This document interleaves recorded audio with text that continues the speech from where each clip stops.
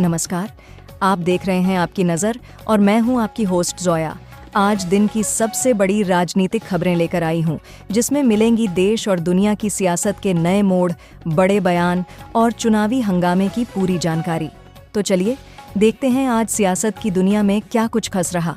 प्रधानमंत्री Benjamin Netanyahu के आवास पर लेबनान ने बड़ा हमला किया है। जी हाँ, ये पहला मौका है जब लेबनान की ओर से एक ड्रोन प्रधानमंत्री नेतन्याहू के आवास तक पहुंच गया। इस दौरान ड्रोन ने एक इमारत पर विस्फोट भी किया। हालांकि इसमें किसी के हताहत होने की खबर अब तक सामने नहीं आई है।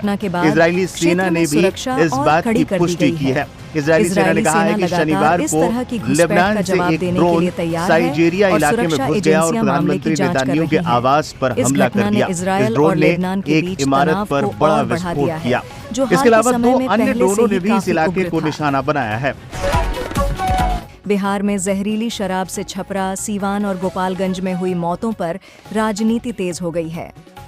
इस घटना के बाद नेता प्रतिपक्ष तेजस्वी यादव ने नीतीश सरकार की शराबबंदी नीति पर सवाल उठाए। तेजस्वी ने कहा कि बिहार में शराबबंदी पूरी तरह से विफल हो चुकी है और इससे कानून व्यवस्था की स्थिति खराब हो रही है। उन्होंने सरकार पर आरोप लगाया कि अवैध शराब का धंधा सत्ताधारी दलों के संरक्षण में फल फूल रहा है। तेजस्वी यादव की इस टिप्पणी पर केंद्रीय मंत्री ललन सिंह भड़क उठे। ललन सिंह ने तेजस्वी यादव पर पलटवार करते हुए कहा कि तेजस्वी को पहले अपने परिवार के कार्यकाल को देखना चाहिए, जब बिहार में कानून व्यवस्था की हालत बेहद खराब थी। उन्होंने यह भी कहा कि नीतीश कुमार की सरकार शराबबंदी को लेकर पूरी तरह से प्रतिबद्ध है और इस तरह की घटनाओं के पीछे छिपे लोगों को बख्शा नहीं जाएगा। इस राजनीतिक बयानबाजी से बिहार की जहरीली शराब कांड की त्रासदी पर सियासी माहौल गर्म हो गया है। आचार्य प्रमोद कृष्णम ने प्रियंका गांधी के वायनाड उपचुनाव के संदर्भ में एक बयान दिया, जिसमें उन्होंने प्रियंका गांधी की तारीफ करते हुए कहा कि वह एक अच्छी बहन है और राहुल गांधी जो कहेंगे वह वही करेंगी। उन्होंने यह भी कहा कि प्रियंका के लिए राहुल गांधी का निर्देश ही सबसे महत्वपूर्ण है और वह पार्टी के निर्णयों के प्रति वफादार हैं। आचार्य प्रमोद कृष्णम ने यह भी इशारा किया कि प्रियंका गांधी में बड़ी क्षमता है और अगर उन्हें कोई बड़ी भूमिका दी जाती है तो वह उसे बखूबी निभा सकती हैं। इसके अलावा उन्होंने कांग्रेस पार्टी की एकता और मजबूती पर जोर दिया और कहा कि वायनाड में प्रियंका गांधी के नामांकन से पार्टी को बड़ी ताकत मिलेगी। लॉरेंस बिश्नोई गैंग के शार्प शूटर को हाफ एनकाउंटर के बाद पैर में गोली लगने पर जब मथुरा के अस्पताल लाया गया तो वो यहाँ किसी नेता की तरह वह मीडिया से अपने दिल की बातें करता रहा, तरह तरह के सवालों का जवाब देता रहा। इसके बाद भी उसके साथ मौजूद पुलिस वाले मुंह ताकते रहे। इतना ही गैंग का शूटर खुद को पुलिस वालों के सामने ही डॉन दिखाने की कोशिश कर गैंग की शान में कसीदे पढ़ रहा था। फिल्म स्टार सलमान खान से लेकर बाबा सिद्दीकी सबकी बात करता रहा। जब उसका ये वीडियो सोशल मीडिया पर वायरल हुआ तो यूपी पुलिस को एहसास हुआ कि उन्होंने कितनी बड़ी लापरवाही कर दी। गुरुवार को बहराइच हिंसा के आरोपियों के हॉफ एनकाउंटर के बाद अब आरोपियों के घर पर बुलडोजर चलाने की तैयारी है। पुलिस और प्रशासन ने वीडियो फुटेज के आधार पर गिरफ्तार आरोपियों समेत 23 घरों को चिह्नित किया गया है, जिन पर बुलडोजर चलेगा। इन सभी घरों पर पीडब्ल्यूडी के अफसरों ने कब्जे वाली जगह को खाली करने का नोटिस चस्पा कर दिया है। नोटिस के जरिए सरकारी जमीन पर निर्माण कराने वालों को 3 दिनों की मोहलत दी गई है। इसके बाद यहां बुलडोजर की कार्रवाई शुरू की जाएगी। याहिया सिनवार की मौत के बाद हमास के अंदर भारी आक्रोश देखा जा रहा है। इस स्थिति में हमास के शीर्ष नेता खलील अल-हैया ने स्पष्ट रूप से कहा है कि गाजा में जारी संघर्ष के बीच हमास इजरायली बंधकों को तब तक रिहा नहीं करेगा जब तक गाजा में युद्ध विराम नहीं हो जाता। खलील अल-हैया ने यह भी संकेत दिया कि हमास संघर्ष को और तेज करने के लिए तैयार है और इजरायल के साथ किसी भी प्रकार की बातचीत तब तक संभव नहीं है जब तक कि दोनों पक्षों के बीच युद्ध विराम पर सहमति नहीं बनती। हमास इजरायली आक्रमण का कड़ा जवाब देने का दावा कर रहा है और अपनी सैन्य ताकत का प्रदर्शन कर रहा है, जिससे क्षेत्र में तनाव और बढ़ गया है। बाबा सिद्दीकी की हत्या के बाद बॉलीवुड के दबंग एक्टर सलमान खान और जेल में बंद गैंगस्टर लॉरेंस बिश्नोई की दुश्मनी की चर्चा फिर से जोर पकड़ ली है। इस बीच में इसी गैंग के नाम पर मुंबई पुलिस को एक धमकी भरा मैसेज मिला था, जिसमें 5 करोड़ रुपए की मांग की गई थी। साथ ही यह भी कहा था कि बाबा सिद्दीकी से भी खराब हाल सलमान खान के होंगे। इन तमाम विवादों के बीच सलीम खान से साफ साफ कहा है कि उनका बेटा सलमान खान कभी माफी नहीं मांगेगा।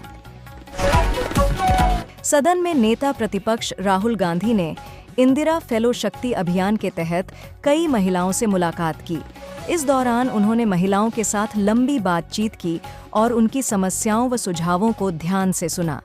राहुल गांधी ने महिलाओं के सशक्तिकरण और उनके अधिकारों पर जोर दिया, साथ ही कांग्रेस पार्टी की महिलाओं के प्रति प्रतिबद्धता को भी दोहराया।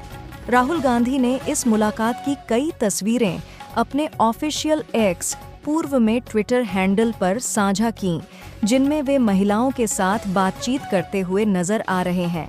इन तस्वीरों से यह भी स्पष्ट हो रहा है कि राहुल गांधी ने महिलाओं के मुद्दों को गंभीरता से सुना और उनके विचारों को समझने की कोशिश की। अभियान का उद्देश्य महिलाओं को अधिक सशक्त और समाज में उनकी भागीदारी को बढ़ावा देना है। गुरुवार को बहराइच हिंसा के आरोपियों के खौफ एनकाउंटर के बाद अब आरोपियों के घर पर बुलडोजर चलाने की तैयारी है।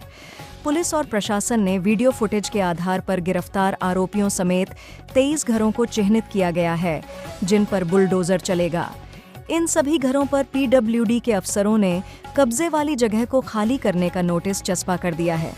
नोटिस के जरिए सरकारी जमीन पर निर्माण कराने वालों को 3 दिनों की मोहलत दी गई है। इसके बाद यहां बुलडोजर की कार्रवाई शुरू की जाएगी। वायरल वीडियो को देखकर लोगों के मन में एक ही सवाल उठ रहा है, इतने छोटे बक्से में कोई व्यक्ति कैसे फिट हो सकता है। वीडियो में दिखाया गया है कि एक लड़की एक बक्से को खोलती है और उसमें से पसीने से तरबतर एक लड़का बाहर निकलता है। यह देखना वाकई हैरान कर देने वाला है, क्योंकि बक्से का साइज इतना छोटा है कि किसी का यह सोचना मुश्किल है कि उसमें कोई व्यक्ति हो सकता है।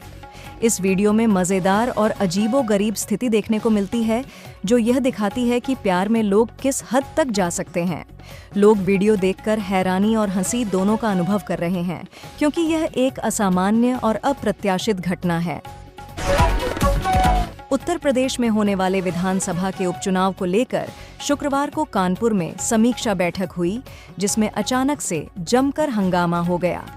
दरअसल उपचुनाव से पहले समाजवादी पार्टी के नेताओं की अंदर की कलह खुलकर सामने आ गई। कानपुर में एक कार्यक्रम के दौरान मंच पर ही सपा नेताओं के बीच हाई वोल्टेज ड्रामा देखने को मिला। इस घटना का वीडियो सोशल मीडिया पर वायरल हो गया है। कानपुर की सीसामाऊ सीट पर उपचुनाव होने हैं। ऐसे में यहां उपचुनाव होने से पहले समाजवादी पार्टी द्वारा पीडीए सम्मेलन और चुनाव समीक्षा की बैठक रखी गई। उत्तर प्रदेश के बहराइच में भीषण बवाल के बाद योगी सरकार एक्शन मोड में है। हिंसा के बाद रामगोपाल मिश्रा की जान लेने के आरोपियों की गिरफ्तारी के बाद अब उनके अवैध कब्जों और घरों पर बुलडोजर चलाने की भी तैयारी कर ली गई है। लोक निर्माण विभाग ने शुक्रवार को अतिक्रमण हटाने को लेकर आरोपियों के घरों पर के बाहर नोटिस चस्पा कर दिया है। नोटिस सिर्फ रामगोपाल मिश्रा की हत्या के मुख्य आरोपियों के घर नहीं, बल्कि 1 दर्जन लोगों के घरों पर लगाई गई है। इसमें अतिक्रमणकारियों को 3 दिनों के भीतर अपने अतिक्रमण हटाने का निर्देश दिया गया है। साथ ही चेतावनी भी कि अगर नहीं हटाया गया तो उस पर चलेगा प्रशासन का बुलडोजर। कैराना लोकसभा सीट से समाजवादी पार्टी सपा की सांसद इकरा हसन शुक्रवार को महाराष्ट्र के मालेगांव में चुनाव प्रचार के सिलसिले में पहुंची। वहां उन्होंने भारी बारिश के बावजूद जनसभा को संबोधित किया और जोरदार भाषण दिया। इकरा हसन ने अपने भाषण में पार्टी के विचारों को मजबूती से प्रस्तुत करते हुए जनता से अपील की कि वे समाजवादी पार्टी को अपना समर्थन दें। उनकी इस जनसभा में काफी संख्या में लोग मौजूद थे, जिन्होंने उनकी बातें ध्यान से सुनी और उनका समर्थन किया। बिहार में उपचुनाव को लेकर सियासी पारा चढ़ गया है। इस बीच निर्दलीय सांसद पप्पू यादव ने जन सुराज पार्टी के संस्थापक प्रशांत किशोर पर जोरदार हमला बोला है। पप्पू यादव ने कहा कि जितने लुटेरे IAS, IPS हैं, उनको कोर टीम बोल रहे हैं। बहुत से लोगों को सामाजिक ज्ञान नहीं है, ये समझते हैं कि सब कुछ पैसे पर होता है। पप्पू यादव ने ये भी कहा कि बिहार के बारे में इनको कुछ पता नहीं है। रिटायर्ड लोगों को बैठाकर ये कह रहे हैं कि मैं क्रांति करूंगा। क्रांति करना है तो भ्रष्टाचार रोक कर देखें। आधार कार्ड में नंबर बदलने के लिए 400 रुपए लगते हैं, इसे बदलकर दिखाएं। बाढ़ में आप कहां थे? बिहार की राजधानी पटना से बड़ी और सनसनीखेज खबर सामने आई है। ईडी ने आईएएस अधिकारी संजीव हंस को गिरफ्तार कर लिया है। इसके अलावा ईडी ने विधायक गुलाब यादव को भी गिरफ्तार कर लिया है। रहे कि ईडी लगातार मनी लॉन्ड्रिंग और आय से अधिक संपत्ति मामले में आईएएस अधिकारी संजीव हंस और पूर्व विधायक गुलाब यादव के खिलाफ जांच कर रही थी। ईडी को जांच में आईएएस के खिलाफ मनी लॉन्ड्रिंग के सबूत मिलने की बात सामने आई थी। जानकारी के मुताबिक ईडी ने पर्याप्त सबूत मिल जाने के बाद संजीव हंस को उनके पटना स्थित सरकारी आवास से गिरफ्तार कर लिया। उसके बाद ईडी ने उनके कथित पार्टनर पूर्व विधायक गुलाब यादव को दिल्ली स्थित एक रिसोर्ट से गिरफ्तार कर लिया। दोनों की चिकित्सा जांच कराने के बाद ईडी उनसे पूछताछ कर रही है। ईडी की निगाहें इन दोनों पर लगातार बनी हुई थीं। आम आदमी पार्टी एएपी के वरिष्ठ नेता और दिल्ली के पूर्व स्वास्थ्य मंत्री सत्येंद्र जैन 18 महीने बाद तिहाड़ जेल से बाहर आ गए हैं। आज ही राउज एवेन्यू कोर्ट ने मनी लॉन्ड्रिंग मामले में उन्हें जमानत दी थी।